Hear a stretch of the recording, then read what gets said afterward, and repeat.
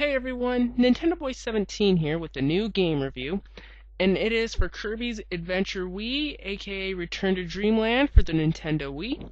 The second Kirby game to be released on Nintendo's 7th generation system, but unlike the previous Kirby game, Epic Yarn, this goes back to the traditional Kirby style of being a side-scrolling platformer with Kirby's signature ability of inhaling his enemies and taking their powers, adding to the mix of drop-in, drop-out 4-player cooperative gameplay where the other 3 players can either play as Kirby clones or a choice between Waddle Dee, King Dedede, and Meta Knight. The story of the game has a mysterious ship named the Lore Star Cutter warping and crash landing into Dreamland, which catches the attention of our 4 heroes.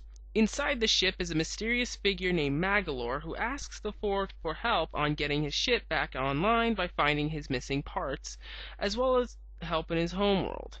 The 4 agree to it and the adventure begins. The first thing I want to praise the game for is the 4-player cooperative gameplay, and I will say it's a definite welcome addition, especially when you have other characters in the mix. It never feels too confusing and it adds a lot more variety to the game. Whether or not the other players are playing as the flying swordsman Meta Knight, the spear-wielding Waddle Dee, or the hammer-smashing King Dedede.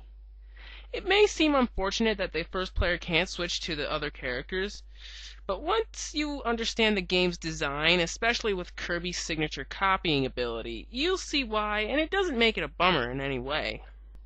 Another thing to talk about is the super ability. Depending on the enemy Kirby consumes, he will get a more powerful version of a certain ability he can already obtain, and will have to destroy certain items highlighted with certain stars in his path.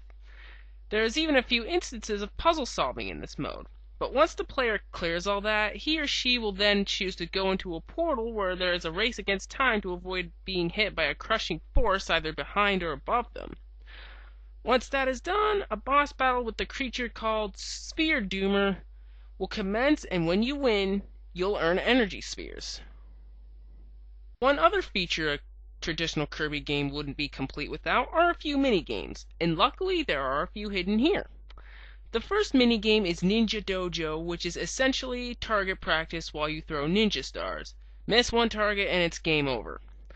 The second minigame is Scope Shot, where players have to shoot a giant robot enough times to open its weak point under a certain time limit. While the third minigame is just called the Arena, where you fight all the bosses you face in the game. Again, but this time for a high score. Both Ninja Dojo and Scope Shot make the motion controls in this game fun to use compared to the main game. Now don't get me wrong, I like the main game a lot, but the motion controls in that just feel a bit pointless to me. All you do is shake the Wii Remote for when you're charging some super abilities and adding more power to Kirby's inhaling ability. But it feels really awkward doing so. It also makes me wish the classic and/or GameCube controllers were compatible, as I'd rather hold down an extra button for something like that. Even through that, the regular gameplay is still quite fun, especially in co-op, so no further complaints here. What helps make this game great is the amount of content. Even if you looked around every level, collected everything, and unlocked all the mini-games, you can spend time in the challenge stages where you have to compete for a high score by quickly collecting coins and defeating your foes without getting hit under a certain time frame. There is also an extra mode where you have the option of replaying the game in a bit of a harder difficulty, so you'll know you're getting a lot of replay value, even from a game with about 7 levels with 4 sub-levels and 1 or 2 boss fights each. Overall, Kirby's Adventure Wii, aka Return to Dreamland, is a great back-to-the-roots game for the franchise, and probably my favorite game in the series thanks to its great co-op gameplay with being able to play as 3 other characters, and how the Kirby series still holds even after Masahiro Sakurai's departure from HAL Labs. I only wish the motion controls in the main side-scrolling gameplay didn't feel tacked on and had classic and GameCube controller support, but even then, those cons aren't enough for me to stop my enjoyment.